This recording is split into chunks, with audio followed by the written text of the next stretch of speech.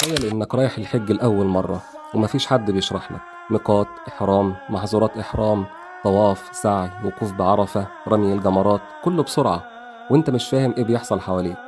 طيب ليه تسافر متلخبط لما ممكن تفهم كل حاجة دلوقتي ببساطة ومن غير تعقيد؟ السلام عليكم ورحمة الله وبركاته. أنا محمد سعيد ودي سلسلة حجك ببساطة. في السلسلة دي هشرح لك مناسك الحج كاملة بأسلوب بسيط جدا. هستخدم السبورة البيضاء، رسومات توضيحية وخطوات عملية علشان تفهم مناسك الحج بعقلك وتحسها بقلبك.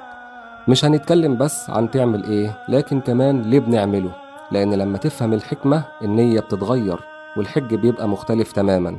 في كل فيديو هنتكلم عن ركن أو خطوة من خطوات الحج بالتفصيل وبمنتهى البساطة، كأنك بتتدرب عليه قبل ما تسافر. بس خلينا في الأول أبدأ بفيديوهين مهمين جدا هيسهلوا عليك فهم كل المناسك من غير ما تتوه.